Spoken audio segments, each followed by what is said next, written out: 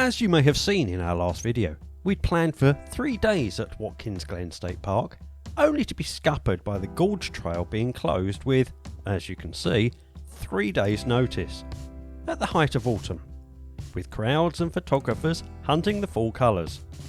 So what we need now is a whole new plan.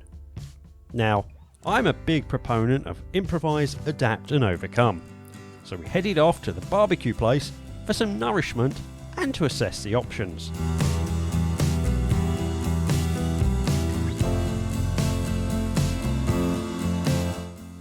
But this required some extra thinking juice, and the thoughts of my new best friend.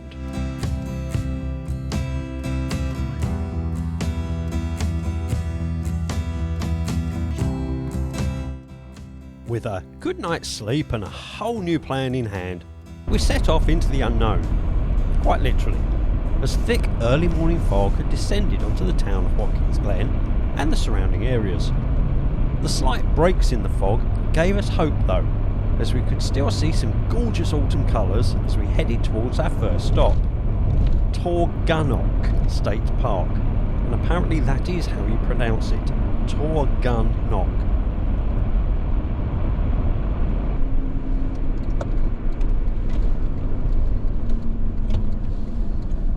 Arriving at the entrance, there was a distinct break in the fog, which should help us find what we're looking for here.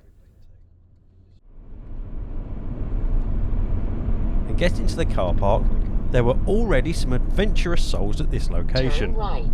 and even the odd splash of sun starting to poke through the mist and clouds. This Finger Lakes Park boasts a waterfall of the same name, which is the tallest single drop waterfall east of the Rockies. Located just north of Ithaca, Torgunnock Falls drops an impressive 215 feet as the water cuts a gorge on its journey east towards Cayuga Lake. The view from the upper viewing area is impressive, but unfortunately this was where most of the visitors were massing, so Mrs. Faceless and I headed down the stone steps to the lower viewing area. It was certainly a lot quieter down there, but just as chilly. Luckily, we were wrapped up against the early morning temperatures.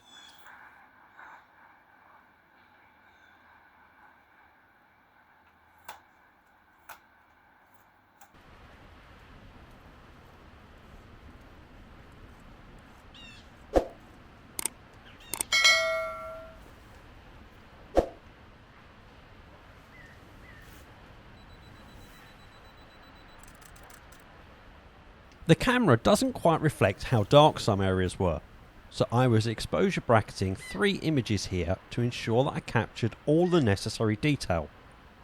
A little more water wouldn't have gone amiss, but the colours were really nice and this was just meant to be a quick stop. It may be early and cold, but I still remembered to keep checking my images for sharpness and any spurious compositional issues, like stray branches.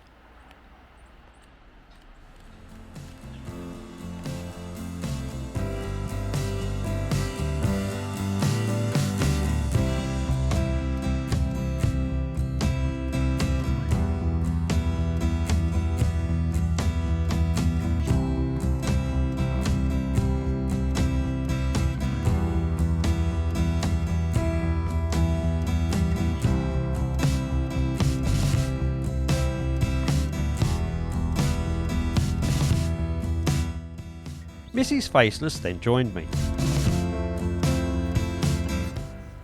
and promptly commandeered my spot, so I felt compelled to go and see her composition.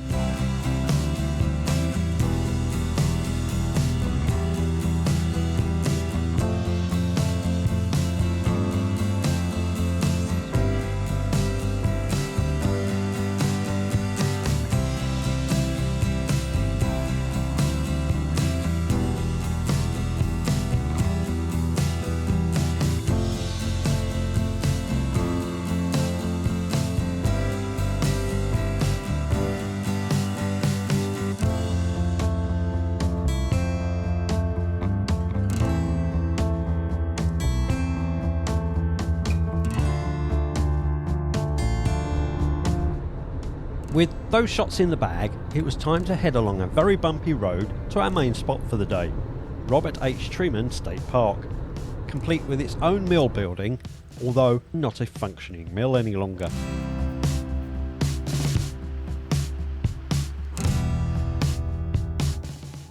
You can, however, wander inside for restrooms and a marvel at the craftsmanship of the wooden gears and milling mechanism.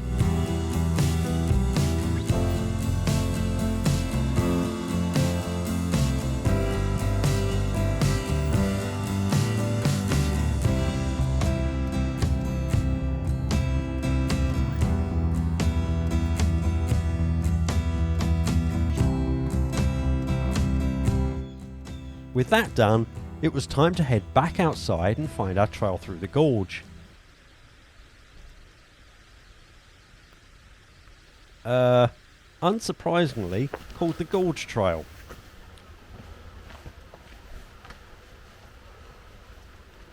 Okay, warnings noted, off we go. And because there's danger, I'm sending Mrs. Faceless first.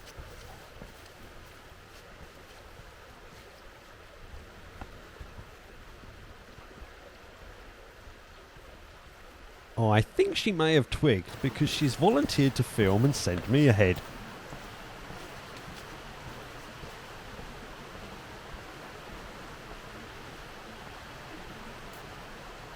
And what a marvel it is around the corner, as the pathway leads into a scene of vertical rock faces, stone bridges, cascading water and golden sunlight. Straight out of a fairy tale. Fearing a troll under the bridge, I once more sent Mrs. Faceless ahead. You know, just in case.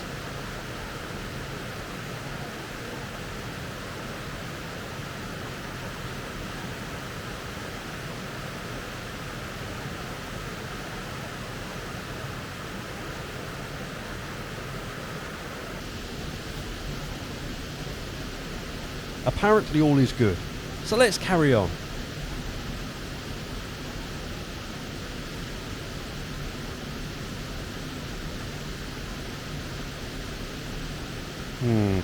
Just checking.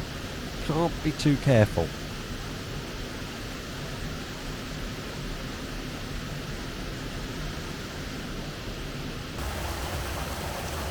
A little way downstream is our first and furthest stop on this trail, Waterfalls. Not much to see from this angle, so now we just have to negotiate the stone steps all the way to the bottom.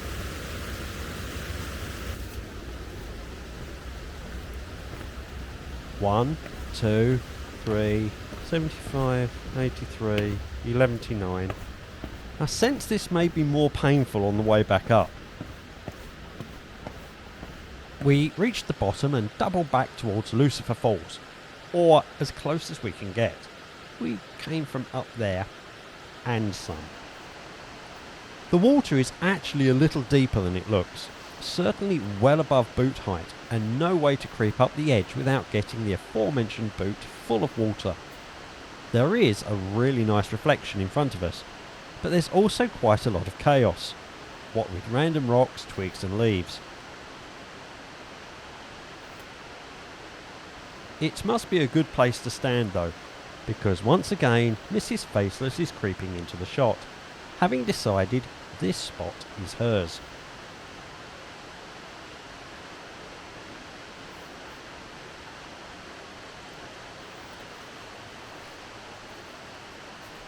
You can see here, if I venture further out from the bank, I get a lot more foreground chaos, I mean interest, as well as the leading line of all of those rocks.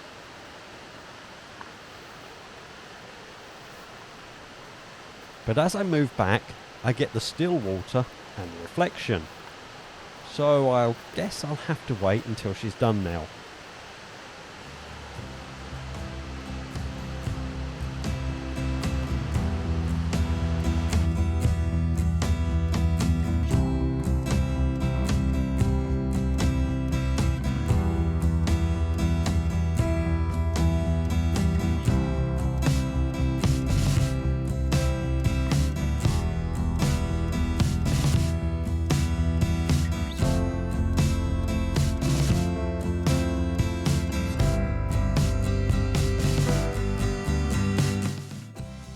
and it's my turn. I prefer to crop during post rather than in camera, and those two rocks at the bottom corners are distracting, so a quick crop to 10x8 solves that issue, and a nice printable format to boot.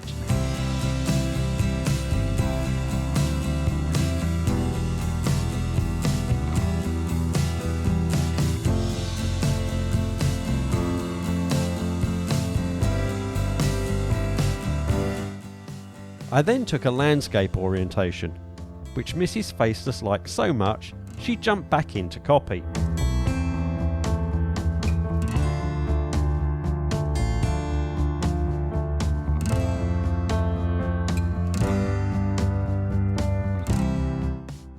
It's amazing what a few minutes difference with changing light and a processing style makes to an image.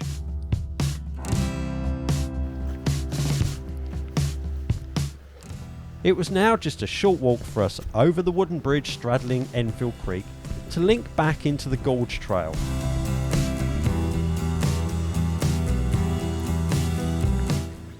And work our way back up all of those steps we'd descended earlier.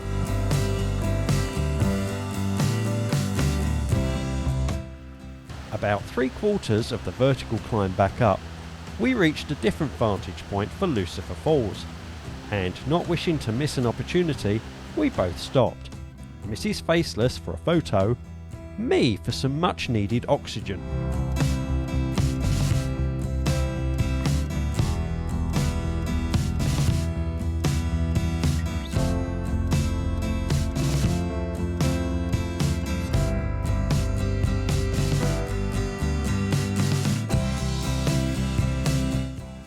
The next stop is only a few hundred yards further along, in an area I believe is named the Devil's Kitchen, which seems to encompass a double waterfall and chute alongside more stone steps.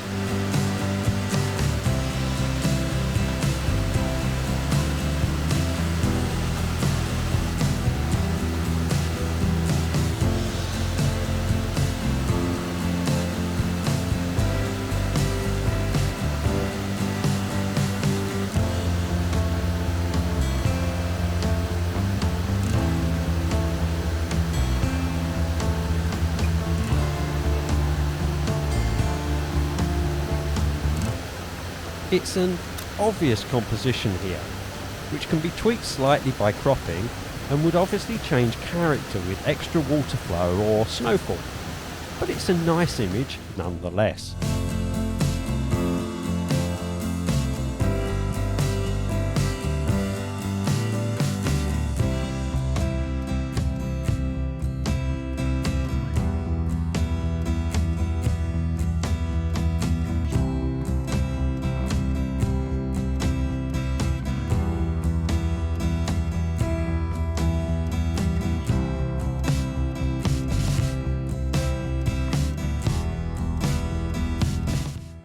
We didn't have the park all to ourselves. Here's an example of the crowds we encountered. Honestly, this place was so much more to our liking. We're back to the stone bridge near the start of the trail. With the sun setting but no real chance of a good sunset, we're working the area a little more to find a shot of a little cascade. Mrs. Faceless tried here. And then here. And then here. And then here. And then, finally, she took a bracketed series from here, which came out quite nicely.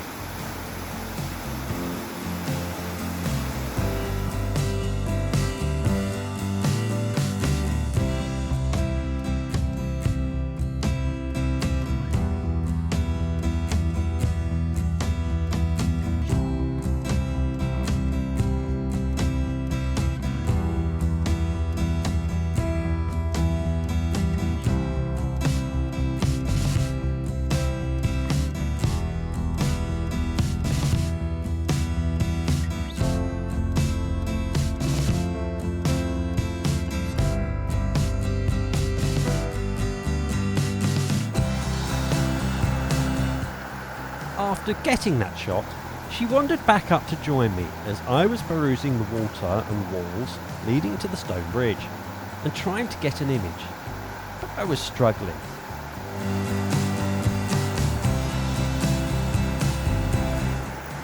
Mrs. Faceless, on the other hand, was not.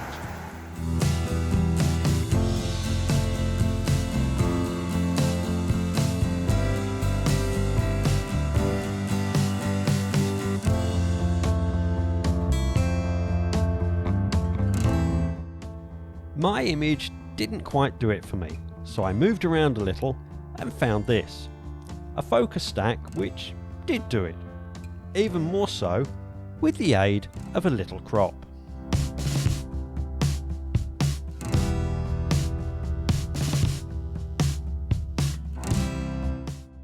And with that, our trip to RobertHTreman Park was done. Thanks for watching. If you enjoyed travelling along with us today, a like and a subscribe would be much appreciated. Until next time.